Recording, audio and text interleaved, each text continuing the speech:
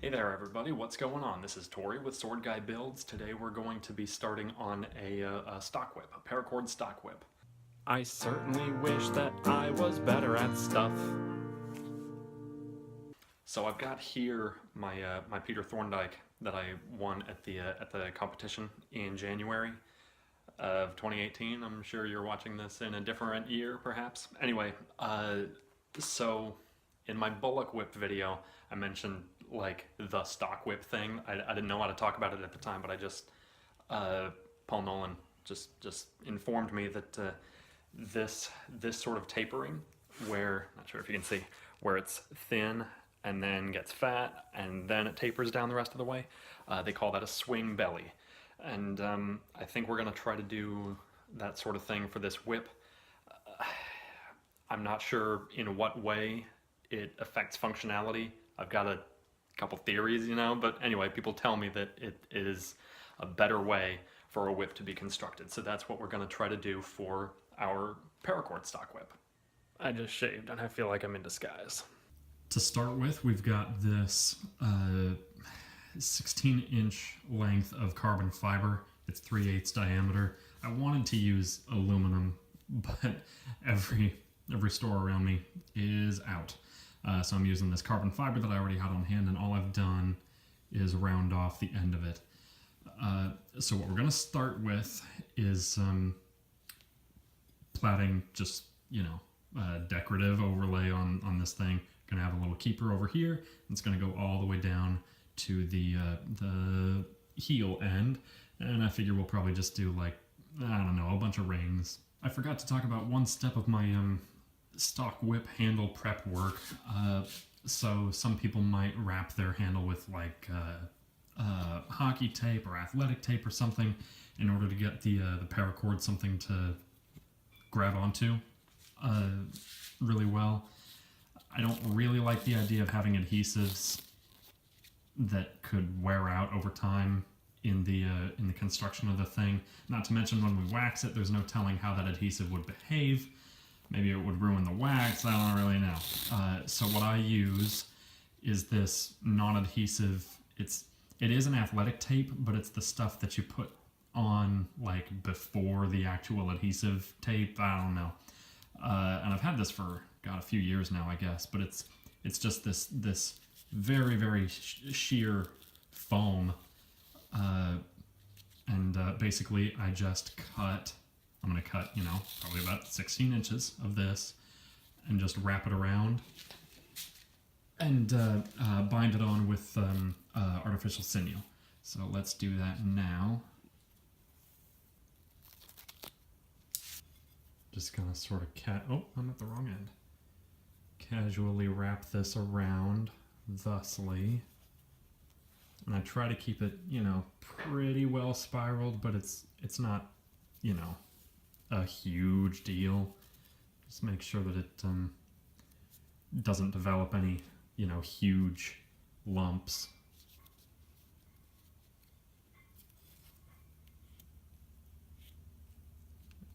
Yeah, there we go.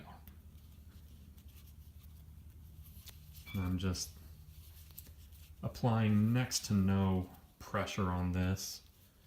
The artificial sinew keeps it from walking around or unraveling.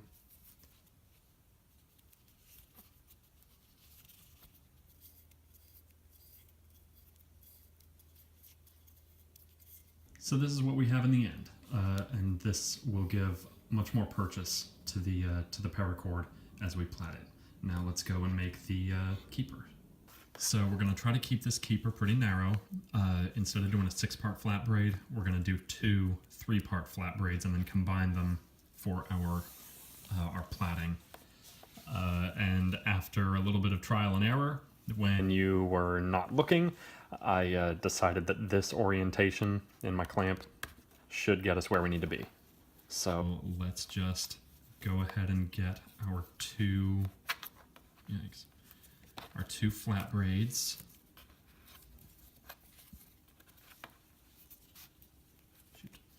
So this one here is 2 purple, 1 red, right?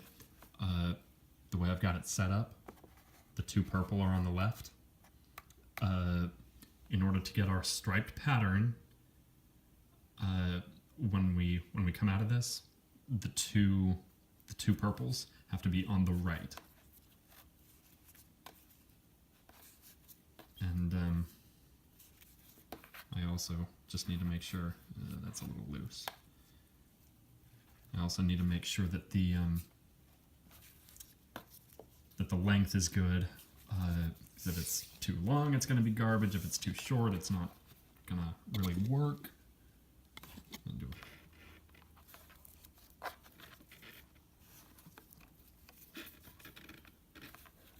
All right, we got our two keepers platted up. So we just need to combine them now. This shouldn't be like a grotesquely difficult operation, but let's figure it out together. We got red going over, goes under this one.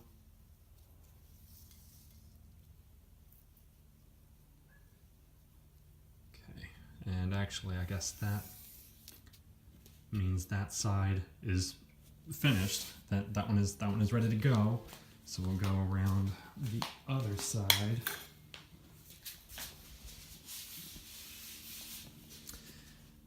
Okay, yeah, here we go.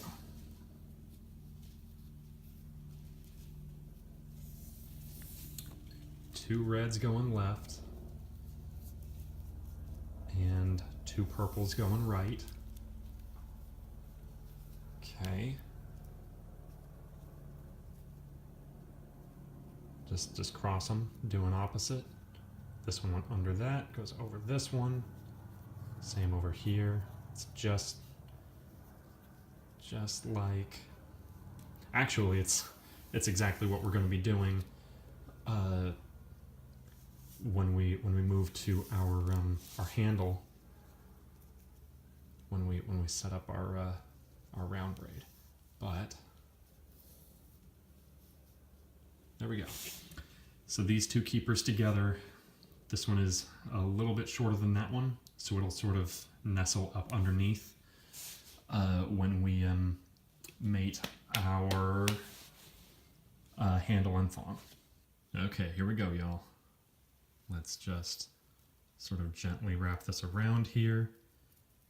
And because we set it up so that we've got purple going one way and red going the other way, and then the reverse on this side, when they wrap around, both colors will be, they'll have all their own side. So let's see, we got, right over left. This one goes over this purple one, goes under here, and so forth, and so on and so forth. Here we go. So a little chaotic, but it is technically sound. And it looks kind of garbagey, but when we get it all snugged up, it'll shape up a lot better. Okay. So here we go.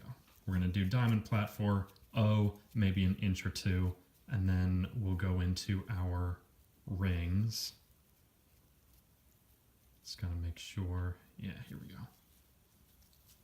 Ooh, make sure.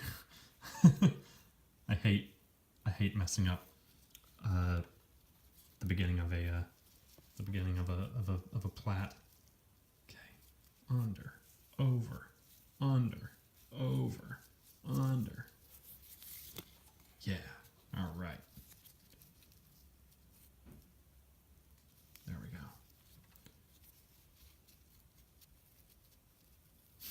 Bear in mind, this is not, technically necessary for any sort of whip. The only reason I'm doing it this way is just, figured I would document some experimentation, and I figured y'all would be interested in seeing how it comes out. So far, I'm I'm excited about it. I think it's gonna look really nice.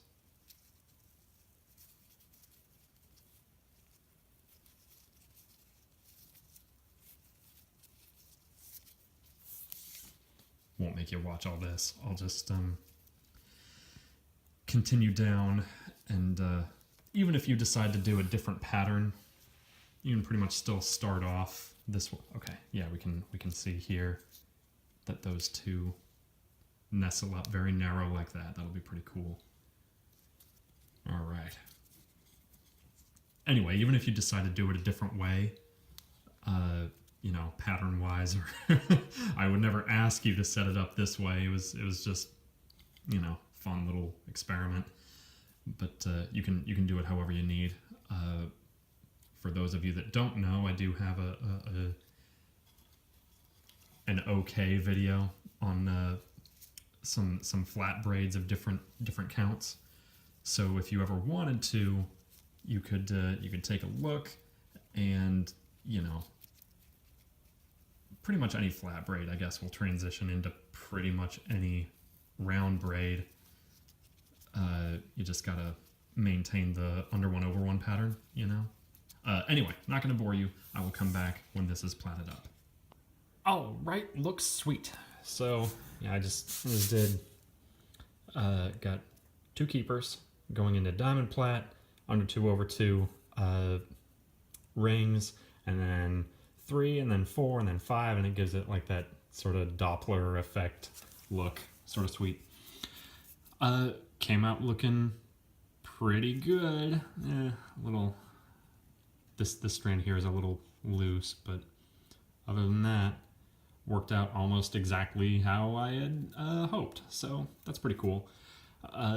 So got 2 keepers, 1 handle. Now we're going to cover up probably to about there with an extra layer just to beef it up for grip. And I'll probably do, you know, these same 2 colors, of course, but I'll probably do like a spiral pattern. I'll show you how to set that up. All right, we're looking at what will become a 16 plat in the same 2 colors.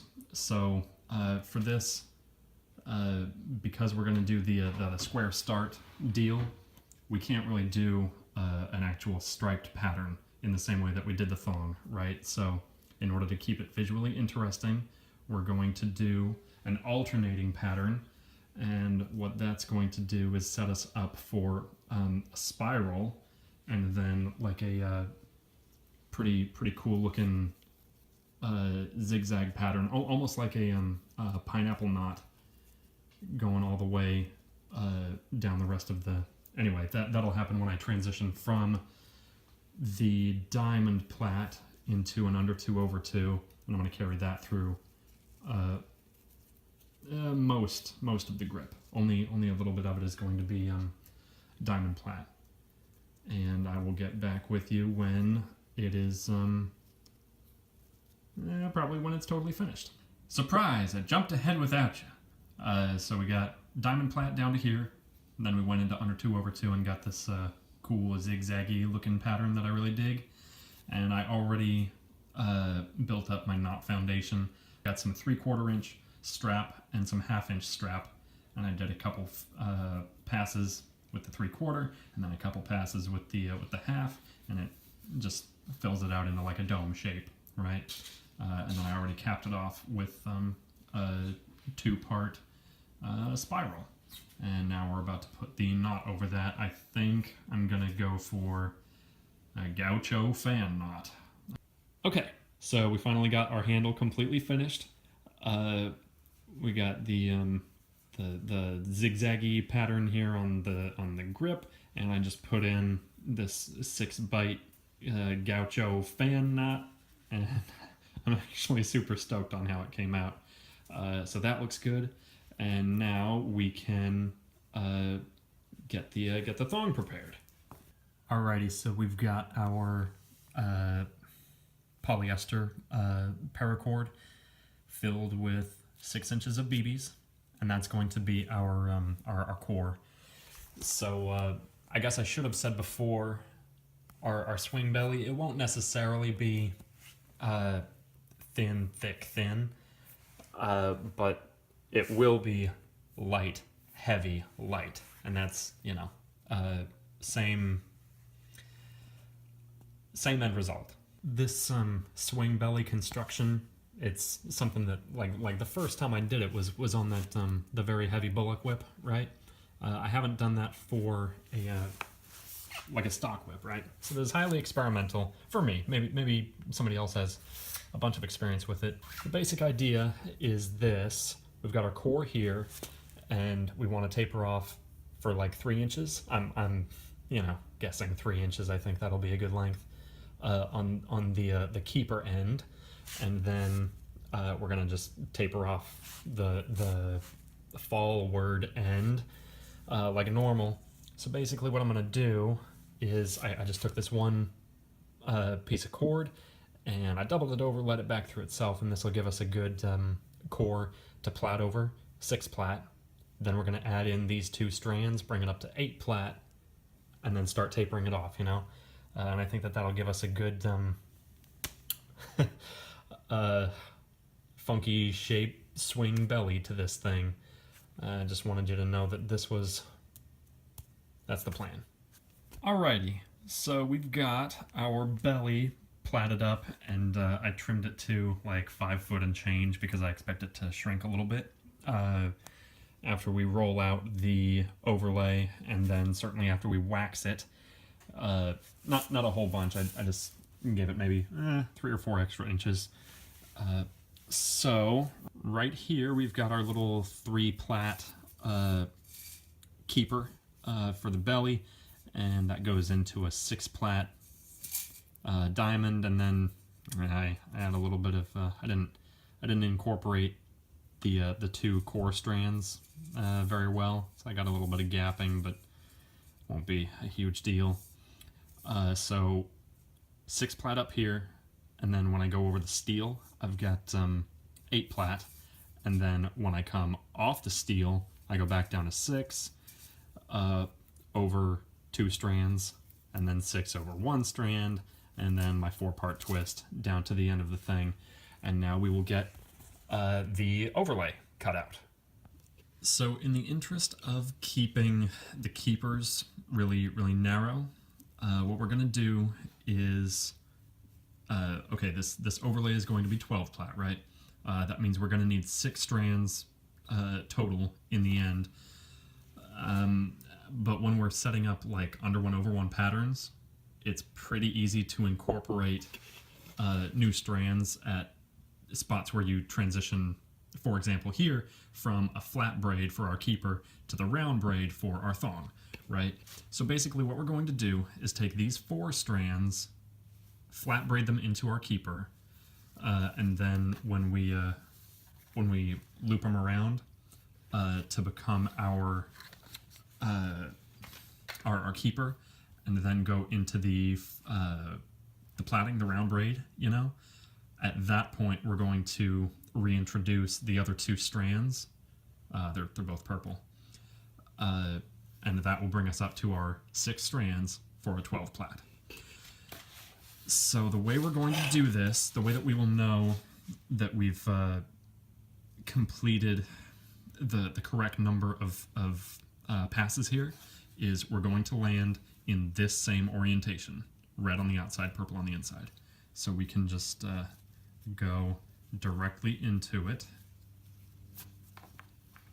Hopefully you'll be able to see and get a little closer. Yeah. Right over left, cross the 2 in the middle, but actually, I'm going to do it a slightly different way. Okay, pull tight, over, pull tight, under, over. There we go. Yeah. Okay. Pull it tight, over, pull it tight, under, over. Okay. And we are going to go until we have enough length here to fold this around our existing keeper, the one on the belly. And okay, actually, I just remembered it's not just the pattern that we're going to be looking for with this sort of setup. What we need, so every one of these strands, the two purple ones are the same length. Those are our longest, but the two red ones are different lengths. Let's see. Yeah, I got one short one and one is longer. So we will also need to make sure, with the way that we're going to plait this, we need to make sure that the short red strand, for example, is on the left in my hands, and the short red one is on the left back here. Hey, it is. Okay. If I wanted to, I could take this just the way it is and loop that around for my keeper. Let me take a quick look. That is not enough. So I want to take it around another set of times. X. And I'll probably do another like short video on the math regarding setting up a plat for a striped pattern and a chevron pattern, because I could achieve both. I'm going to be doing a chevron pattern, by the way. I could achieve both with this method, but the cut lengths for the strands would have to be sort of specialized if I were doing a stripe pattern. Anyway, let me finish this up here. Got short, and that will be good. Okay, sweet. So this is enough. Give me just a minute, and I'm going to get this set up for our plaiting, our transition. Okay, so I got a little confused dealing with the setup and the camera and all this stuff. Anyway, we are back on track. So we've got our flat braid laced around for our keeper, and we're about to incorporate this extra strand. And we're just going to go under, over, like that. Okay. Straightforward so far. And our first two strands here that we were going to work, their operation has just been reversed, but they can still interact with each other perfectly, right? So cross them doing opposite. This one, for example, goes over, under, over. This one goes under, over, under. Okay. Same with this one here. Just went over this one, goes under. This one just went under this one, over, under. Okay. Maybe a little complicated, but where is it? There we go. Yeah. But this is what we're looking for, okay? Now, what we're going to do is straighten this out a little bit and immediately incorporate our other strand from the back, okay? And that will look like this. Oh man, it's a precarious operation dealing with the camera. Okay, so I'm sort of casually like pinning it back here with my finger, okay? And we're gonna go over, under, over, under, over, okay? Try to having only like half a hand for this. We'll figure it out. Over, under, and yes, over this last one. Okay, sweet. And then under, over, under, over, under, over. Okay, now this very stressful part of the procedure is over. We are now just into our diamond plat. Let's make sure real quick that everything is aligned the way we need. That looks pretty cool. Okay, we got purple, purple, red, purple, purple, and red. Yes, indeed. This is what we need. Okay, so let's just pull tight gently and dive right into our plaiting pattern. Our plattern, if you will. There we go. I may have lied when I said the stressful part was over. Jeez.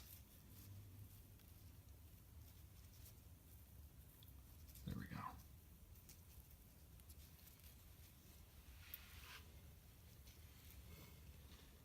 Oh, it's impossible to see. There we go. Okay, yes, awesome.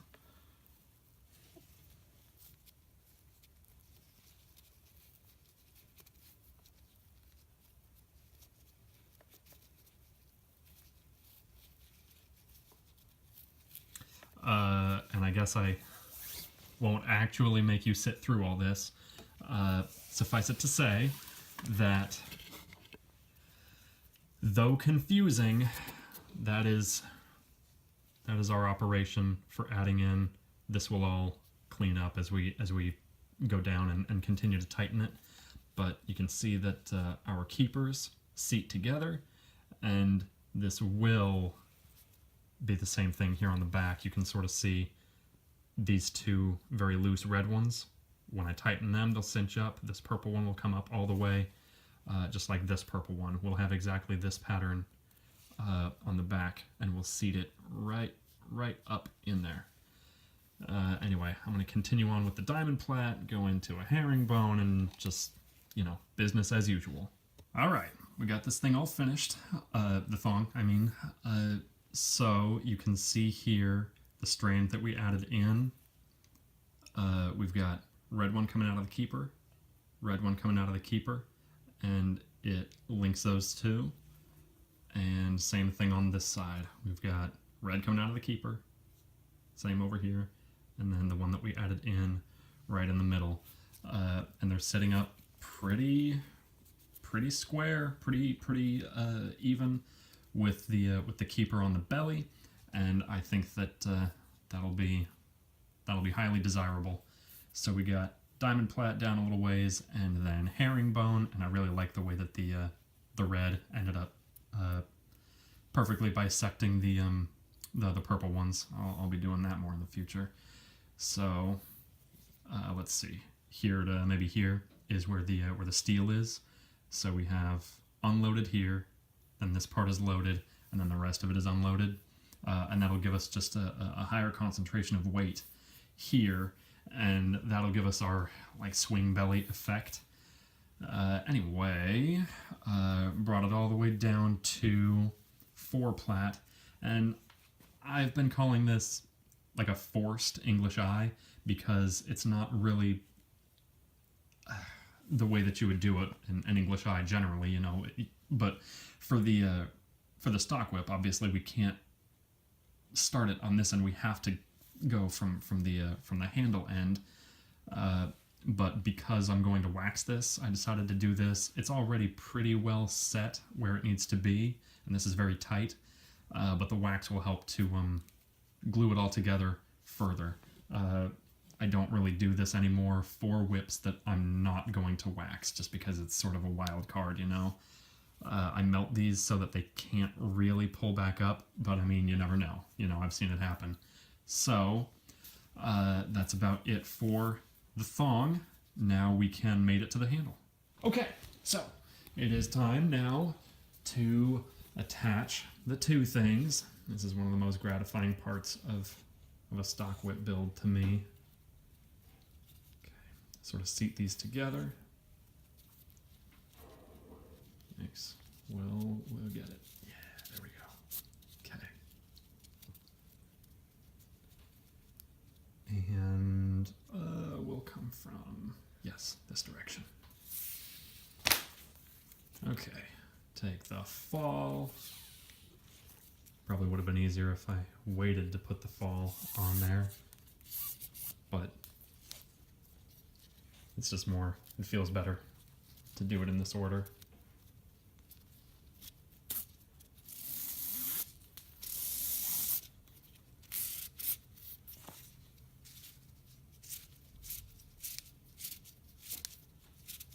Yeah. Oh, buddy. Okay. Inch it all up there. Work it around a little bit just to make sure they're pretty well seated. And I would say that that looks pretty dang good.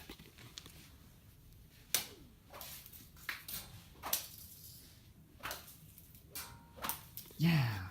Okay. So let me think.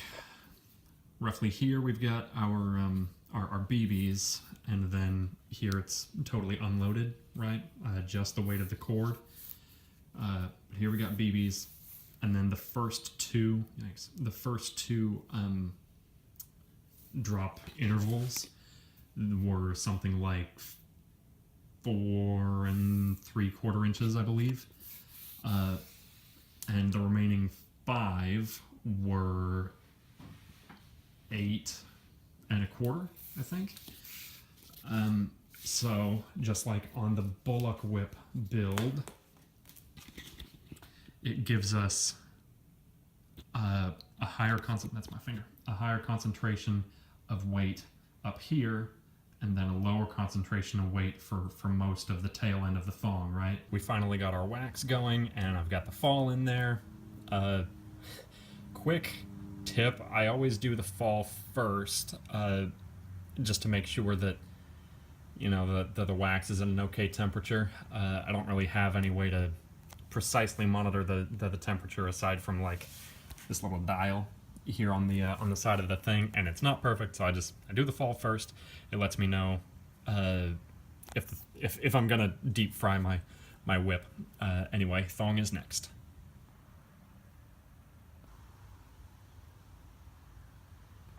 Okay, we are out here with the finished stock whip, 5 foot, and we're about to see what we can do with it.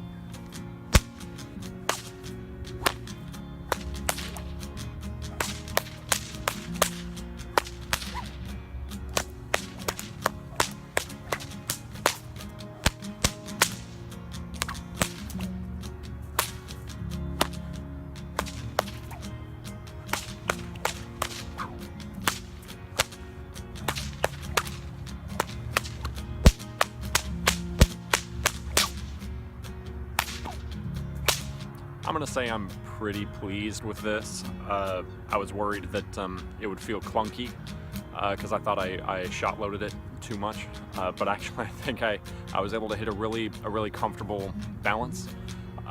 If you try to replicate this construction method, I feel like you'll probably have very good results. That being said, I'm not sure if I mentioned this before, if you don't have access to waxing equipment, don't taper it out the way that I did. You'll want to go for more of like a straight taper. So that's about all for today. I hope you enjoyed watching. Please remember to like and comment and subscribe, and I will look forward to seeing you guys in the next one. Thanks a bunch.